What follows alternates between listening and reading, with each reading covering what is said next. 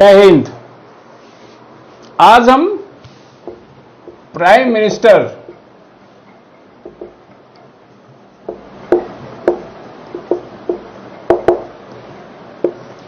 आज हम प्रधानमंत्री के बारे में थोड़ी चर्चा करते हैं। ये आप सब लोग जानते हैं, लेकिन फिर भी थोड़ा सा हम समझते हैं। प्रधानमंत्री हमारे देश का क्या है? वास्तविक शासक होता है। इन पार्लियामेंट्री सिस्टम ऑफ डेमोक्रेसी ये प्रधानमंत्री डिफेक्टो हेड होता है, डिफेक्टो एग्जीक्यूटिव होता है, हेड ऑफ द गवर्नमेंट होता है, हेड ऑफ द गवर्नमेंट। और राष्ट्रपति जैसा कि हमने देखा वो क्या होता है? हेड ऑफ द स्टेट होता है। वो नॉमिनल हेड होता है, डिजोर एग्जीक्यूटिव होता है, डिफेक्टिव एग्जीक्यूटिव हमारा प्रधानमंत्री होता है। जब हम यूनाइटेड स्टेट के राष्ट्रपति की तुलना करते हैं तो यहां जो हमारा प्रधानमंत्री हैं वो उनके बराबरी करते हैं कि राष्ट्रपति का पद हमारे यहां एक नॉमिनल हेड है। अब हम अगर आपसे कहें कि the constitution of India does not provide any specific procedure for the election and appointment of prime minister, तो आप कहेंगे अरे साहब ये क्या बात कर रहे हैं आप, ऐसा कैसे हो सकता है कि भारत का संविधान प्रधानमंत्री के इलेक्शन और अपॉइंटमेंट के बारे में कोई स्पेसिफिक प्रोसीजर नहीं बताता। आप कहें ऐसा कैसे हो सकता है? जी हां, ये बिल्कुल सही है। सिर्फ एक स्केच, एक हेडलाइन है। अगर आप 74 और 75 को देखिए, और उधर जब हम राष्ट्रपति पढ़ रहे थे तो हमने पढ़ा था 52 पढ़ा था, भारत का एक राष्ट्रपति होगा, there shall be president of India. और 53 में हमने ये पढ़ा, क्या देखा कि संघ की कार्यपालिका की शक्ति राष्ट्रपति में होगी और राष्ट्रपति उसका प्रयोग स्वयं संविधान के अनुसार या अपने अधीनस्थ अधिकारियों के माध्यम से करेगा। तो वहां तो पढ़ के यही लगता था कि भाई राष्ट्रपति साहब के पास वास्तविक शक्ति है और भाई राष्ट्रपति काम तो अपने अधीनस्थ अधिकारियों के द्वारा ही करेगा, लेकिन करेगा वही जो चाहेगा। तो वहां ऐसा भ्रम होता था, लेकिन ये सारा भ्रम 74 में आके खत्म हो जाता है। 74 ये व्यवस्था करता है, फिर से अपनी बात पे आऊं, 74 ये कहता है कि प्रधान की राष्ट्रपति के एड और एडवाइस के लिए, सलाह और सहायता के लिए एक मंत्रिपरिषद होगी जिसका हेड प्रधानमंत्री होगा। वह उसके सलाह के हिसाब से कार्य करेगा। और अगर अब ये संशोधन बाद में 42वें संविधान संशोधन द्वारा यह कर दिया गया कि राष्ट्रपति मंत्रिपरिषद की सलाह मानने को बाध्य होगा, लेकिन बाद में 44 अमेंडमेंट के द्वारा उसमें कुछ अमेंड किया गया। आज स्थिति यह है कि राष्ट्रपति पुनर्विचार के लिए मंत्रिपरिषद को उसकी सलाह एक बार वापस कर सकता है, बट अगर रिकंसिडरेशन के बाद मंत्रिपरिषद फिर राष्ट्रपति को जो सलाह देती है, राष्ट्रपति उसी के हिसाब से एक्ट करेगा। ठीक, यानी 74 वहां जो 53 में जो समा बंधा था राष्ट्रपति का कि संघ की कार्यपालिका की शक्ति राष्ट्रपति में होगी, वो उसका प्रयोग संविधान के अनुसार स्वयं या अपने अधीनस्थ अधिकारियों के माध्यम से करेगा। 74 स्पष्ट कहता है कि वो जो भी उसका एक्ट होगा वो एड एंड एडवाइस, सहयोग और सहायता के मंत्रिपरिषद के होगा, जिसका हेड प्राइम मिनिस्टर होगा। और एक बार वो पुनर्विचार के लिए भेजता है, पुनर्विचार के बाद मंत्रिपरिषद जो सलाह देगी वो उसी के हिसाब से कार्य करेगा। ये 74 है। 74 में एक और क्लास है कि मंत्रिपरिषद ने, प्रधानमंत्री ने राष्ट्रपति को क्या सलाह दी है, व्हाट एडवाइस इज टेंडर्ड, किसी भी shall not be question in any court, किसी भी अदालत में इस बात पे कोई क्वेरी, कोई सवाल नहीं खड़ा किया जाएगा कि अरे भाई ये तो बताओ हमें कि मंत्रिपरिषद ने राष्ट्रपति को क्या कहा था। ऐसा नहीं है। ये 74 के 2 क्लास हैं। और अब हम 75 में आते हैं। 75 में फिर देखिए इलेक्शन की प्रोसीजर तो नहीं, अपॉइंटमेंट के बारे में 75 कहता है 75 ये कहता है कि द प्रेसिडेंट क्या करेगा, शैल अपॉइंट प्राइम मिनिस्टर, की राष्ट्रपति प्रधानमंत्री को नियुक्त करेगा। ये नियुक्ति की बात तो कर दिया, इलेक्शन की बात तो नहीं किया, नियुक्ति के लिए कह दिया कि नियुक्ति प्रधानमंत्री की राष्ट्रपति करेगा और बाकी मंत्रियों की नियुक्ति जो है वो प्रधानमंत्री की सलाह से करेगा। ठीक। दूसरा उपबंध इसी में है 75 में ही। अब ये हो गया अपॉइंटमेंट करेगा, लेकिन मंत्रिपरिषद जो होगी वो सामूहिक रूप से लोकसभा के प्रति उत्तरदायी होगी। ठीक। Council of minister shall be responsible क्या होगी, कलेक्टिवली रिस्पॉन्सिबल होगी to the house of the people, या लोअर हाउस या लोकसभा के लिए रिस्पॉन्सिबल होगी।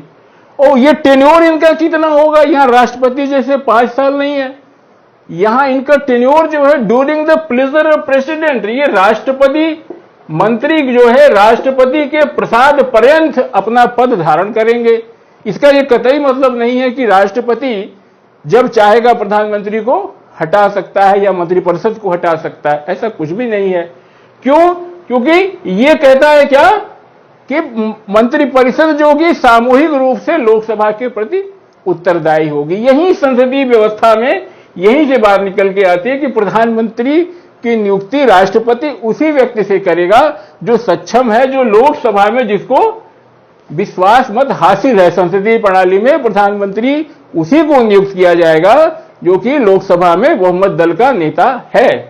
ये 75 में प्रावधान है। 75 में एक प्रावधान और 75(5) ये कहता है कि अगर कोई मंत्री 6 महीने के अंदर किसी सदन की सदस्यता नहीं ग्रहण कर लेता तो 6 महीने के बाद मंत्री नहीं रहेगा। यानी कहने का ये मंत्री या प्रधानमंत्री दोनों के लिए कहने का अभिप्राय ये है कि अगर कोई व्यक्ति 6 महीने के अंदर संसद के किसी सदन का सदस्य नहीं हो जाता तो वो मंत्री नहीं रहेगा। कहने का मतलब है ऐसा व्यक्ति भी प्रधानमंत्री नियुक्त किया जा सकता है जो कि किसी सदन का सदस्य नहीं है, किंतु उसे मंत्री या प्रधानमंत्री बनने के 6 महीने के भीतर सदस्यता ग्रहण करनी होगी, अन्यथा वह पद के अर्ह नहीं रहेगा। ठीक। ये 75 का 5 था। इसी में 2 उपबंध और जुड़े 91 अमेंडमेंट के द्वारा 2003 में जोड़े गए। उनमें यह प्रावधान किया गया, उससे बड़ा अच्छा हो गया प्रधानमंत्री के लिए, खास करके कोalition गवर्नमेंट के लिए जहां मंत्रियों की संख्या को लेकर मारामारी रहती थी, कि मंत्रिपरिषद के सदस्यों की कुल संख्या लोकसभा के मंत्रिपरिषद के सदस्यों की संख्या इंक्लूडिंग पीएम प्रधानमंत्री लोकसभा के कुल सदस्य संख्या के 15% से अधिक नहीं होगी। कहने का मतलब 543 का 15%, ये मल्टीप्लाई करिए 81 आएगा, चेक कर लीजिएगा। तो इससे ज्यादा मंत्री नहीं हो सकते, ये डिसाइड कर दिया गया 91वें संविधान संशोधन द्वारा 2003 में। इसी में एक और अमेंडमेंट किया गया एंटी डिफेक्शन लॉ के चलते, कि अगर कोई व्यक्ति, अगर कोई मेंबर ऑफ पार्लियामेंट, व्यक्ति नहीं कोई मेंबर ऑफ पार्लियामेंट अगर जो है डिस्क्वालीफाई हो जाता है डिफेक्शन के कारण, दल बदल के कारण, तो वो मंत्री पद के अर्ह नहीं होगा, नहीं बनेगा अगर वो एंटी डिफेक्शन लॉ के अंतर्गत उसको डिस्क्वालीफाई किया जा चुका है। और 75 में 2 और उपबंध हैं। एक बताता है कि इनके वेतन के बारे में, भत्ते के बारे में, ये शेड्यूल 2 में है, आप जानते ही हैं। और तीसरा इनके बताता है कि कोई भी मंत्री या प्रधानमंत्री जब अपने पद पे ग्रहण करने के पहले उसको क्या करेगा, राष्ट्रपति शपथ दिलाएगा, ये अपने पद और गोपनीयता, ऑफिस और सेक्रेसी की ओथ लेगा। तो 75 में इतनी बातें हैं, 74-75 हमें याद रखना होगा। और खास करके राष्ट्रपति की स्थिति तो बड़ी आसान होती है, जबकि कोई एक दल का बहुमत होता है, वो अपना नेता चुन लेता है, उसको प्रधानमंत्री बना देता है। मगर राष्ट्रपति अपने डिस्क्रेशन का पावर तब करता है जबकि लोकसभा में किसी भी दल को स्पष्ट बहुमत नहीं होता। दूसरी स्थिति तब आती है जबकि राष्ट्रपति अपने डिस्क्रेशन का पावर करता है कि तब जबकि प्रधानमंत्री की अचानक मृत्यु हो जाए। ये 2 स्थितियां हैं जहां की राष्ट्रपति के लिए कुछ करने को है, नहीं तो बाकी जो बहुमत दल का लोकसभा में जिसको बहुमत होता है वो अपना नेताजी जिसको चुन लेता है उसी को राष्ट्रपति प्रधानमंत्री पद की शपथ दिला देता। ये रही संवैधानिक उपबंध की बातें। अब हम थोड़ा सा राष्ट्रपति का जो डिस्कशन पावर है वो पहली बार उन्होंने खुल करके 1979 में एंजॉय किया। और ये जो क्या ये पूरा प्रकरण था, थोड़ा सा इसको हम संक्षेप में देख लें। आप जानते हैं कि आपातकाल 1975 में लगाया गया। उसके बाद कांग्रेस की जातियों के खिलाफ देश भर के तमाम राजनीतिक दल इकट्ठा हो गए और उन्होंने 1977 में जनता पार्टी के गठन के बाद जयप्रकाश नारायण जी ने, लोकनायक ने कैसे पूरे देश भर में आंदोलन चलाया और जनता पार्टी को बहुमत मिली। और चुनाव में जब कभी प्रधानमंत्री पद की बात होती थी तो उस समय यही कहा गया कि जो भी एमपी गण जीत करके आएंगे चुनाव के बाद वो अपना नेता चुनेंगे, वही प्रधानमंत्री होगा। और जब प्रधानमंत्री के चयन की बात आई तो दो प्रमुख उम्मीदवार थे, मुरारजी भाई थे और जगजीवन राम थे। दोनों के बीच में जबरदस्त मुकाबला हुआ, लेकिन जेबी और जेपी, जयप्रकाश नारायण जी और जेबी कृपलानी जी, इन दोनों लोगों के हस्तक्षेप से मोरारजी देसाई जी को प्रधानमंत्री बनाया गया। लेकिन इसमें नीतिगत मामलों को लेकर के इस सरकार में इतने मतभेद थे कि एक नेता दूसरे नेता से किसी नीति के मामले में शायद ही सहमत थे। और मंत्रिपरिषद का जो सिद्धांत होता है सामूहिक उत्तरदायित्व का, कलेक्टिव रिस्पांसिबिलिटी का, उसको लेकर के सरकार को चलाना बड़ा मुश्किल था। राजनारायण जी खुलेआम सरकार पे हमला करने लगे और बाद में अलग हो गए। इसी तरीके से जनता पार्टी में आप समझिए संक्षेप में कि फूट पड़ गई। उसका फायदा उठा करके विपक्ष के नेता वाई चौहान साहब ने अविश्वास प्रस्ताव, नो कॉन्फिडेंस मोशन लाया। और श्री देसाई को अपनी स्थिति पता थी, इसलिए वो कॉन्फिडेंस मोशन को फेस करते, नो कॉन्फिडेंस मोशन को फेस करते, अपना कॉन्फिडेंस लाते, इसके पहले ही उन्होंने राष्ट्रपति को जाकर के इस्तीफा देना बेहतर समझा। उन्होंने इस्तीफा दे दिया। इस्तीफा राष्ट्रपति ने स्वीकार कर लिया और राष्ट्रपति ने कहा कि आप जो है अपने पद पे जो है कोई अग्रिम व्यवस्था होने तक बने रहें। और वो फिर से पड़ताल करने लगे कि क्या इस लोकसभा में कोई सरकार बनाई जा सकती है।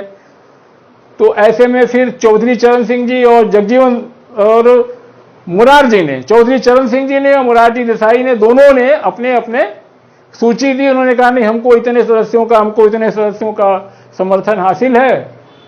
और राष्ट्रपति ने जब उस सूची की जांच की तो उन्हें लगा कि मुरारजी देसाई वाली सूची में जो कुछ नाम थे, उन्होंने कहा था कि वो इस सरकार, इनकी सरकार का समर्थन नहीं करते। तो जाहिर सी बात है कि उनको लगा कि चौधरी चरण सिंह की जो सूची है, अला पूर्ण बहुमत तो किसी के पास नहीं थी, उन्हें लगा ये सरकार बनाने की स्थिति में है। तो यहां उन्होंने अपने डिस्कशन पावर का यूज करके, प्रयोग करके चौधरी जी को इस शर्त पे कि वो 3 सप्ताह के अंदर विद इन 3 वीक्स फ्लोर पे अपनी मेजॉरिटी प्रूव करेंगे, प्रधानमंत्री बना दिया। और आप जानते होंगे कि चौधरी चरण सिंह जी, और ये शायद 29 अगस्त है, देख लीजिएगा 1979 को, ये 3 सप्ताह पूरा हो रहा था, यहां तक इनको जो है बहुमत सिद्ध करना था। और चौधरी चरण सिंह जी आप जानते होंगे कि इतिहास के अकेले प्रधानमंत्री ऐसे हैं जिन्होंने सदन का सामना, हाउस का सामना एक दिन भी नहीं किया। को इन्होंने अपना बहुमत सिद्ध करने के पहले ही अपना इस्तीफा राष्ट्रपति को दे दिया। वजह ये थी कि जिस कांग्रेस पार्टी के वो समर्थन का दावा कर रहे थे, उसने पहले ही ये समर्थन न देने की बात कह दी। इससे उनको क्लियर था कि वो अपना बहुमत नहीं सिद्ध कर पाएंगे। तो उन्होंने जाकर के, अच्छा बीच में जगजीवन राम जी नेता चुन लिए गए मोरारजी की जगह, उन्होंने भी कहा नहीं, वो सरकार बनाने की स्थिति में है। लेकिन राष्ट्रपति ने उनकी बात नहीं मानी, कहा नहीं भैया बहुत हो गया बस। और उन्होंने चौधरी चरण सिंह जी की एडवाइस को मानते हुए लोकसभा का विघटन कर दिया और उनको कहा कि आप पद पे बने रहेंगे। यहां जो इनका अपॉइंटमेंट था ये कंडीशनल था कि अगर ये 3 वीक्स में अपनी मेजॉरिटी प्रूव करेंगे तब ये कंटिन्यू करेंगे। एक कंडीशनल था, सशर्त था। और दूसरा ये था कि उनको हाउस की मेजॉरिटी भी नहीं थी। ऐसे में क्या राष्ट्रपति उनकी बात मानने को बाध्य थे बाध्य इसलिए थे कि 1971 में आप देखें तो सुप्रीम कोर्ट का साफ साफ जजमेंट है, उसमें यह है कि लोकसभा के विघटन होने के बाद भी मंत्रिपरिषद बनी रहती है। 74 हमेशा रहता है। 74 लोकसभा के विघटन होने के बाद भी रहता है। और 1974 में फिर से सुप्रीम कोर्ट ने अपने एक डिसीजन में कहा कि राष्ट्रपति का जितना भी समाधान है, जो उसकी कार्यकारी शक्ति है, एग्जीक्यूटिव पावर है, वो सब जो है aid and advice council of minister पे है, मंत्रिपरिषद के। उसका कोई समाधान वैयक्तिक समाधान नहीं है, कोई पर्सनल उसका कोई डिसीजन नहीं है। वो aid and advice council of minister काम करेगा। लोकसभा भंग होगी तो भी 74 रहता है, मंत्रिपरिषद रहती है। ठीक, ये एक बात क्लियर हो गई। अब हम देखते हैं कि प्रधानमंत्री चुना कौन जाएगा। प्रधानमंत्री चुने जाने के लिए कंडीशन वही है कि वो क्या है कि लोकसभा के सामूहिक उत्तरदायित्व का सिद्धांत है कि मंत्रिपरिषद जो कि सामूहिक रूप से लोकसभा के प्रति उत्तरदायी होगी। यानी संसदीय व्यवस्था में वही व्यक्ति प्रधानमंत्री होगा जिसका कि लोकसभा में बहुमत हो। और लोकसभा में जिस पार्टी का बहुमत है वो अपना नेता लोकसभा से भी चुन सकता है, राज्यसभा से भी चुन सकता है, वो नॉमिनेटेड भी चुन सकता है, दोनों सदन से इलेक्टेड भी चुन सकता है। तो यानी कहने का मतलब है कि प्रधानमंत्री लोकसभा से भी हो सकता है, प्रधानमंत्री राज्यसभा से भी हो सकता है। मिसेस गांधी 1966 में राज्यसभा से थी, देवगौड़ा जी पता है 1996 में राज्यसभा से थे, और मनमोहन सिंह जी आपको पता होगा 2004-2009 में ये भी राज्यसभा से थे। देखिए मनमोहन सिंह जी की किस्मत, उनकी किस्मत में प्रधानमंत्री बनना लिखा था। वो इतने बड़े अर्थशास्त्री, रिजर्व बैंक के गवर्नर, प्लानिंग कमीशन, इतने बड़े प्रोफेसर, सिर्फ राजनेता नहीं थे। और उन्होंने 2 टर्म किया। बड़े बड़े नेता कितना कुर्ता पजामा, कितना मीटर कुर्ता पजामा और कितना आला और कितना नील लगा करके बर्बाद हो जाते हैं, कुछ नहीं मिलता। लेकिन मनमोहन सिंह जी को देखिए, वजह यह थी कि उस समय जो लोकसभा में यूपीए में जो बहुमत दल का जो नेता था, बहुमत दल ने इनको अपना नेता चुन लिया। सोनिया गांधी जी के विश्वास पात्र थे। विश्वास पात्र तो ये अंदर की बात है, लेकिन लोकसभा में जो बहुमत थी यूपीए की, उसने मनमोहन सिंह जी को अपना नेता चुन लिया। मनमोहन सिंह जी राज्यसभा से थे, तो राज्यसभा से भी कोई प्रधानमंत्री हो सकता है। राज्यसभा से अगर वो मनोनीत है तो भी प्रधानमंत्री हो सकता है। और यहां तक मानिए कि प्रधानमंत्री तो तब भी हो सकता है जबकि वो न लोकसभा का है न राज्यसभा का है, उसके बाहर का भी हो सकता है। देवगौड़ा जी को देखिए 1996 में दोनों सदन में से किसी के मेंबर नहीं थे। लेकिन हाँ देखिए 75-5 हम लोग देख लें, 75-5 ये कहता है कि कोई भी मंत्री 6 महीने से अधिक तक मंत्री नहीं रहेगा जब तक कि वह सदन का सदस्य नहीं हो जाता। नहीं, कहने का मतलब है कि कोई भी मंत्री 6 महीने तक जो है बिना संसद का सदस्य हुए भी मंत्री रह सकता है, लेकिन विद इन 6 मंथ 6 महीने के भीतर उसको संसद के किसी भी सदन का सदस्य बनना होगा। ये बात जो है मंत्री वाली, ये प्रधानमंत्री पर भी लागू है। जब देवगौड़ा जी 96 में प्रधानमंत्री बने थे तो एसपी आनंद साहब PIL लेके सुप्रीम कोर्ट गए थे और उन्होंने कहा था कि दोनों हाउस के किसी हाउस के मेंबर ही नहीं थे, ये प्रधानमंत्री बन गए, ये तो अनुच्छेद 14, 21 और 75 का वायलेशन है। मगर सुप्रीम कोर्ट ने कहा कि 75-5 के अंतर्गत इनकी जो प्रधानमंत्री पद की नियुक्ति है वो वैलिड है, वो कॉन्स्टिट्यूशनल है। वाई कॉन्स्टिट्यूशनल इसलिए है कि जिस दिन से वो प्रधानमंत्री नियुक्त किए गए हैं, जिस दिन से वो लोकसभा में जो बहुमत दल था उसके नेता चुने गए हैं, उस दिन से उनके ऊपर क्या लागू है? सामूहिक उत्तरदायित्व का सिद्धांत लागू है। वह लोकसभा के प्रति कलेक्टिवली रिस्पॉन्सिबल है, और अगर वो 6 महीने के अंदर किसी भी सदन के सदस्य बन जाते हैं तो वो प्रधानमंत्री रहेंगे। ये स्थिति है। दूसरी कंडीशन आती है जब प्रधानमंत्री की मृत्यु हो जाती है, जैसे 1984 में हुआ। इंदिरा गांधी जी की हत्या हो गई उस समय, और राजीव गांधी को तत्कालीन राष्ट्रपति ज्ञानी जैल सिंह जी ने प्रधानमंत्री पद की शपथ दिला दी। जबकि इसके पहले ये परंपरा थी कि क्या परंपरा थी कि केयरटेकर प्राइम मिनिस्टर अपॉइंट होते थे। जब पंडित नेहरू जी का देहांत हुआ तो उस समय गुलजारी लाल नंदा जी को प्रधानमंत्री ने, राष्ट्रपति जी ने सवाई केयरटेकर प्रधानमंत्री बनाया। और इसी तरीके से 66 में जब शास्त्री जी नहीं रहे, दिवंगत हुए, तो उनकी जगह गुलजारी लाल नंदा को केयरटेकर प्राइम मिनिस्टर बनाया गया। और बाद में इन सारी घटनाओं के बाद में जब संसदीय दल की बैठक चुन लेते हैं अपना नेता, तो बाद में उनको प्रधानमंत्री बनाया गया। तो ये केयरटेकर प्राइम मिनिस्टर की जो एक ट्रेडिशन थी, एक परंपरा थी, उसको जो है यहां ज्ञानी जैल सिंह ने अपने डिस्कशन के द्वारा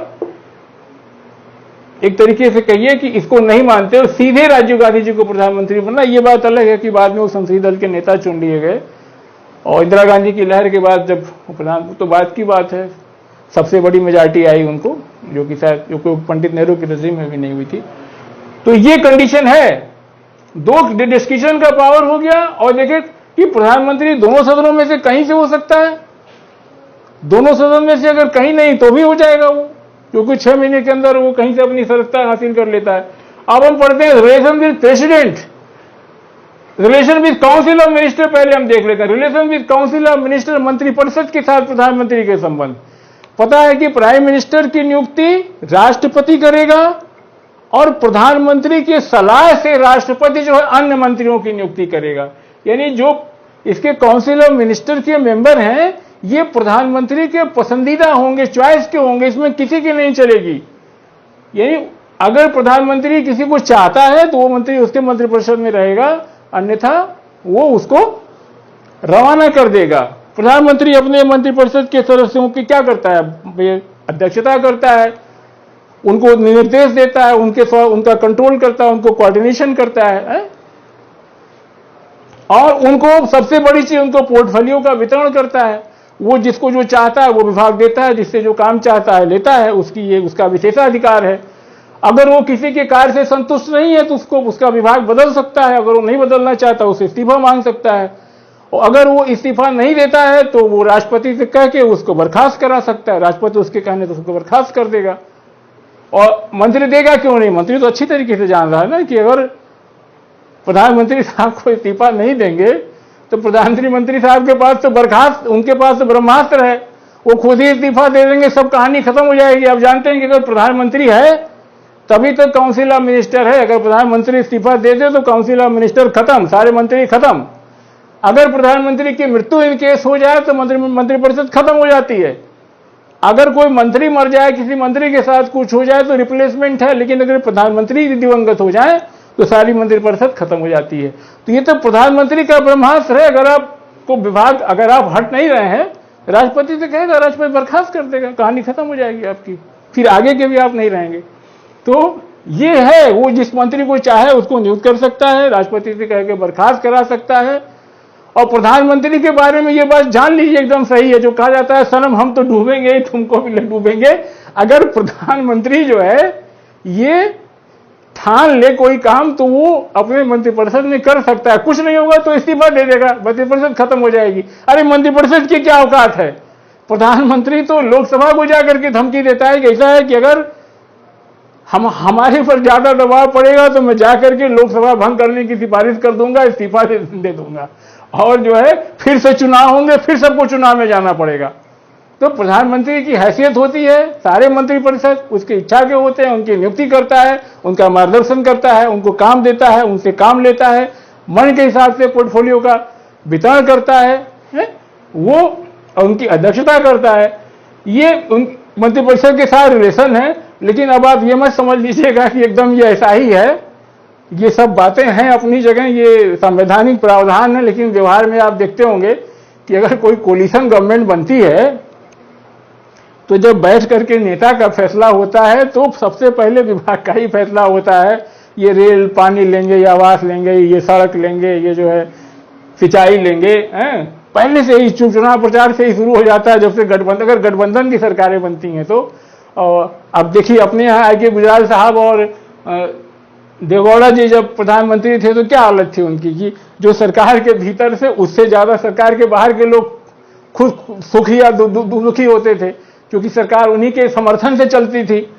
तो स्थितियां अलग होती हैं। हाँ, ये सारी बातें, अगर प्रधानमंत्री की स्थिति अपने दल में प्रभावशाली है और लोकसभा में जो उसका दल है वो प्रभावशाली है, अगर प्रधानमंत्री जिस पार्टी का नेता है या जिस बंधन का, अगर वो लोकसभा में प्रभावशाली है, राज्यसभा में है तो और अच्छी बात है, लोकसभा में प्रभावशाली है या विद इन पार्टी उस आदमी की हैसियत है कि मतलब है तो फिर ये सारी बातें लागू होती हैं। लेकिन आप व्यवहार में देखें तो आपको लगेगा कि पंडित नेहरू जी जो प्राइम मिनिस्टर की सर्वोच्चता सिद्धांत के प्रतिपादक थे, उनको भी अपने मंत्रिमंडल में जो और भी जो पार्टी के लोग होते हैं, जो जिनका की जो है जनाधार होता है, जिनकी साख होती है, आपको न चाहते हुए भी उनको अपने मंत्रिमंडल में स्थान देना होता है। उदाहरण के लिए मैं बताऊं कि पंडित नेहरू के समय में क्या गुलजारी लाल नंदा जी, जगजीवन राम जी, मोरारजी देसाई को शामिल करना पड़ता था। सरदार पटेल जी ने अंतरिम सरकार में शुरू में कह दिया कि हम गृह मंत्रालय लेंगे, उनको सोचने का मौका ही नहीं था, उनको देना पड़ा। 1962 में टीटी कृष्णाचारी ने उनसे साफ साफ का चुनाव के बाद कि अगर हमको आप वित्त मंत्रालय देंगे तो हम सरकार में शामिल होंगे, नहीं तो नहीं होंगे। तो ये स्थितियां नेहरू के रजीम में थी। और एक ही प्रधानमंत्री के रजीम की कंडीशन अलग अलग होती। नेहरू जी जितने शक्तिशाली 62 के पहले तक थे, चाइना वार के बाद उतने शक्तिशाली नहीं रह गए। उनको जो है पार्टी और बाहर के दबाव के चलते कृष्णा मेनन से इस्तीफा लेना पड़ा। इंदिरा गांधी जी को आप देखिए 1966 में, हाँ मोरारजी की कहानी थोड़ा सा हम देखते हैं कि मोरारजी प्राइम मिनिस्टर के मटेरियल 1964 से ही थे। जब जवाहरलाल जी का निधन हो गया तो जवाहरलाल जी के निधन के समय, हाँ जब Gulzari Lal Nanda caretaker prime minister थे और प्राइम मिनिस्टर के चुनाव की बात आई तो लाल बहादुर के कामराज साहब जो पार्टी के अध्यक्ष थे लाल बहादुर शास्त्री जी को चुनाव कराना चाहते थे, लेकिन बड़ी मशक्कत का सामना करना पड़ा उनको। मोरारजी भी उसमें प्राइम मिनिस्टर के मटेरियल थे, तो उन्होंने जो है अपने राजनीतिक चातुर्य से जो है लाल बहादुर शास्त्री का चयन कराया। और 66 की स्थिति आप देखिए 1966 में, फिर वो चाहते थे शास्त्री जी के देहांत के बाद कामराज चाहते थे कि इंदिरा जी को प्रधानमंत्री बनाया जाए, लेकिन मोरारजी देसाई सबसे वरिष्ठ थे अपने पार्टी में, तो वो वरिष्ठ मंत्री भी रहे थे, तो उनको ये था कि हमको प्रधानमंत्री बनाया जाए। और यहां हुआ कि दोनों के बीच में कॉन्टेस्ट हुआ और ये अकेला ऐसा मौका है 66 में जबकि प्रधानमंत्री पद के लिए वोटिंग हुई थी। लेकिन ये बात अलग है कि मोरारजी को 169 वोट मिले, इंदिरा जी को 355 लोगों का समर्थन हासिल था और जीती। अब आप कल्पना करिए कि इंदिरा गांधी 1967 में फिर से मिसेस गांधी को जो है मोरारजी को मंत्रालय देना पड़ा। बताइए इस कॉन्टेस्ट के बाद 1 साल के भीतर क्या दोनों के रिलेशन बड़े अच्छे तो नहीं रहे होंगे, लेकिन चूंकि पार्टी के वो वरिष्ठ नेता थे, पार्टी में उनकी छवि थी, देश को एक मैसेज देना होता है, इसलिए ये बात अलग है कि प्रधानमंत्री अपने मन से ही अपना मंत्रिपरिषद बनाता है, लेकिन उसके ऊपर ढेर सारे दबाव रहते हैं। आप देखते होंगे टीवी पे, हमसे बेहतर आप जानते हैं कि जब सरकार बनने लगती है तो न्यूज चलने लगती है कि उनको ये चाह रहा था, उनको ये चाह रहा था। और ऐसे भी मंत्रिपरिषद को बनाते समय प्रधानमंत्री इस बात का ध्यान रखता है कि क्षेत्रीयता का, धर्म का, जाति का, सबका प्रतिनिधित्व बनाया जाए। ये बात अलग है कि उन पार्टी के नेताओं को चुनने में भी उनकी अपनी मर्जी होती है, अगर वो अपने पे आ जाएगा तो कोई कुछ नहीं कर सकता। लेकिन चुनाव जानते हैं जीत करके आना इस जमाने में इतना श्रम और धन साध्य है कि दोबारा कोई चुनाव नहीं चाहता। जो अरेंजमेंट रहती है उसी में से लोग 5 साल मजा करना चाहते हैं, तो सबकी ये कोशिश होती है कि किसी तरीके से सबको लेकर के चला जाए। लेकिन ये बात साफ है कि अगर प्रधानमंत्री की हैसियत लोकसभा में जो उसकी पार्टी है उसको 2/3 बहुमत है, या प्रधानमंत्री की पार्टी में ऐसी छवि है, तो पार्टी में उसकी मन वाली चलती है। वो अपना मंत्रिपरिषद अपने हिसाब से लेके चाहता है, जब जिसको चाहता है ताश के पत्तों के तरीके से फेरता रहता है। और एक बात और ध्यान रखने की है कि सारी आलोचना करते समय हम ये शक्तिशाली प्रधानमंत्री की बात करते हैं, और आपातकाल के समय आप देखिए कि आपातकाल के बाद से इंदिरा गांधी 66 जब आई तो कितनी कमजोर थी, लेकिन लास्ट में आते आते देखिए कि देवकांत बरुआ जैसे लोगों ने कहा इंदिरा इज इंडिया और इंडिया इज इंदिरा, तो इस तरीके से होने लगती है, उसको सशक्त प्रधानमंत्री कहते हैं।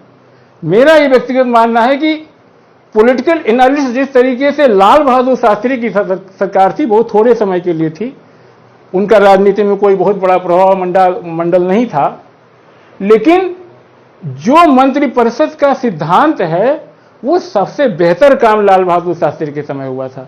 हम अक्सर इस बात को जब क्रिटिसाइज करते हैं तो हम कहते हैं कि इंदिरा गांधी शक्तिशाली थी या वर्तमान प्रधानमंत्री हमारे बहुत शक्तिशाली, जो चाहते हैं कर लेते हैं।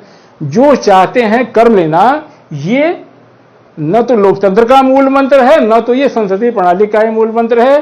शास्त्री जी जिस तरीके से फैसला करते थे अपने मंत्रिपरिषद में कि सारे मंत्रियों की सुनी जाती है, सबकी बात सुनने के बाद एक ओपिनियन बनाई जाती है, और ये वाकई में ये कहा जाता है, मैंने किसी क्रिटिक को पढ़ा था कि संस्थागत रूप में मंत्रिपरिषद का कार्य भारत में लाल बहादुर शास्त्री जी के समय में ये संस्था है, और ये संस्था लोगों से मिलकर चलती है।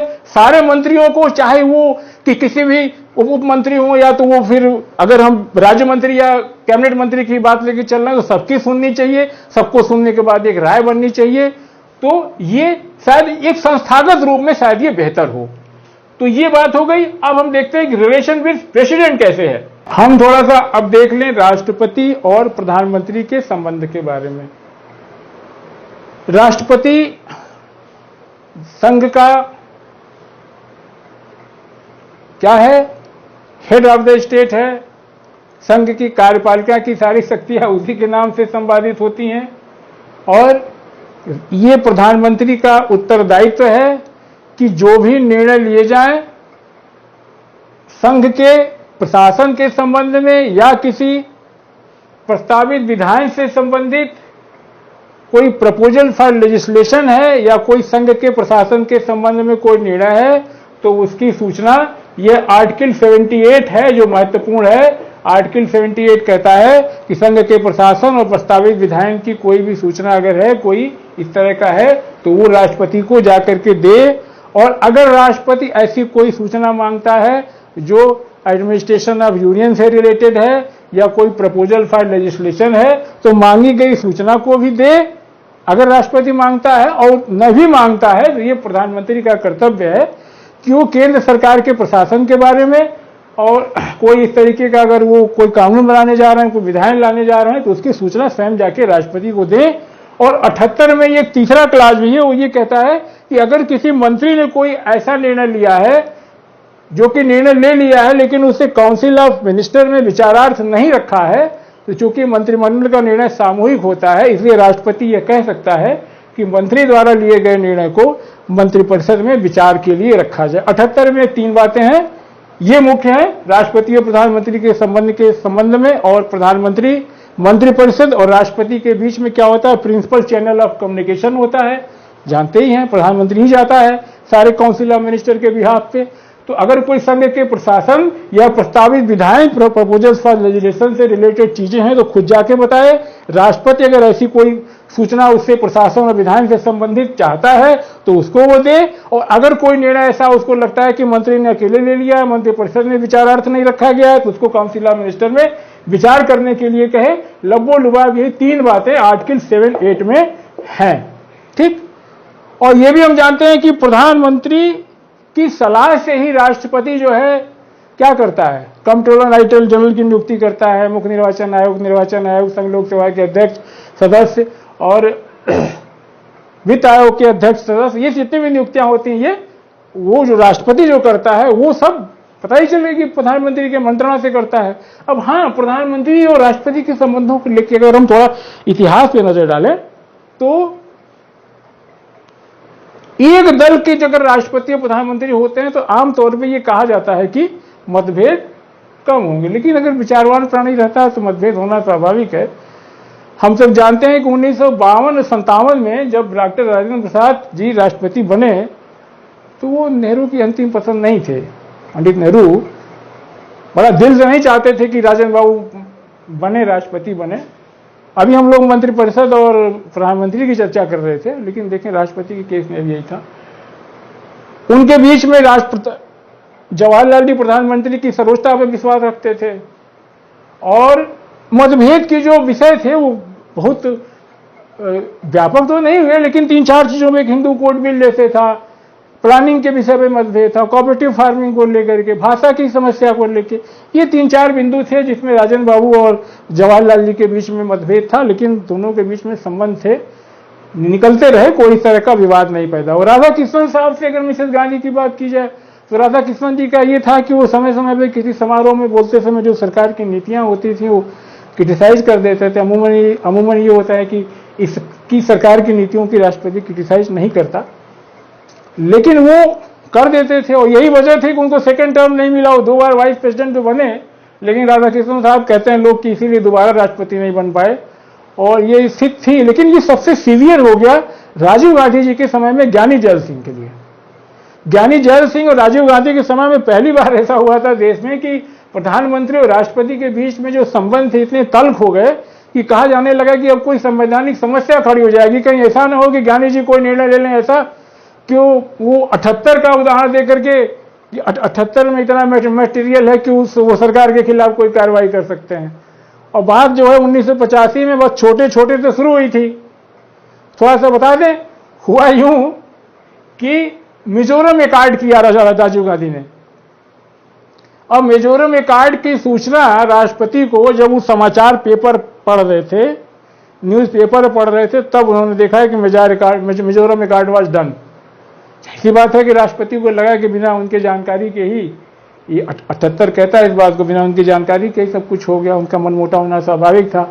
उसके बाद स्थिति आई कि उनकी जाम्बिया और जिम्बाब्वे का उनका टूर था, राष्ट्राध्यक्ष के नाते उनको जाना था।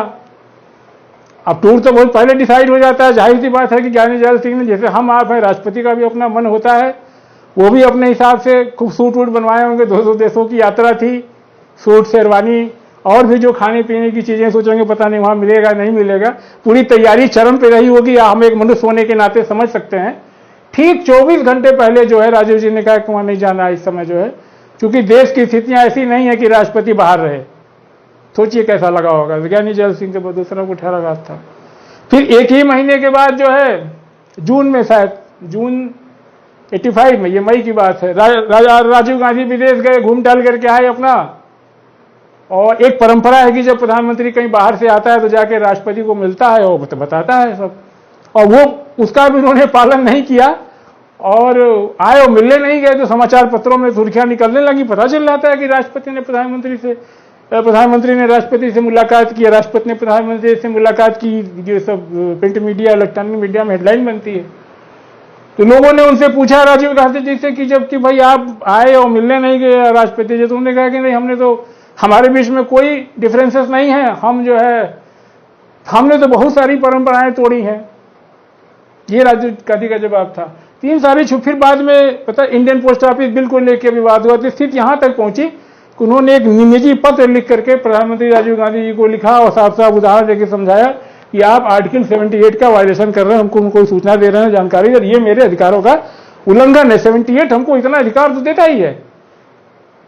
ये भी बड़े मजे की बात है, ये उनका जो निजी पत्र था ये इंडियन एक्सप्रेस में छप गया वैसे ही, तो लेकर के अब ये अभी तक बात जो लोग अंदर खाने की बात थी वो बिल्कुल सामने आ गई कि ये जो है दोनों लोगों के बीच में डिफरेंसेस हैं, डिफरेंसेस काफी ज्यादा थे, लेकिन थैंक्स गॉड कि कुछ नहीं हुआ। ये रिलेशन है, कुल मिलाकर के रिलेशन अच्छे ही रहे हैं। जैसे अब कोविंद जी, मोदी जी के रिलेशन फर्स्ट क्लास है, दोनों एक ही पार्टी के हैं, दोनों आरएसएस के हैं। तो डिफरेंसेस कभी कभी होते हैं, लेकिन ये डिफरेंसेस होने चाहिए, लेकिन इस तरह के ना हो कोई संवैधानिक समस्या खड़ी हो जाए। पहली बार ऐसी स्थिति आ रही थी, बच गई। तो ये हो गई पार्लियामेंट के बारे में। पार्लियामेंट से क्या रिलेशन है इसको हम नेक्स्ट में देखते हैं, ठीक है, ओके।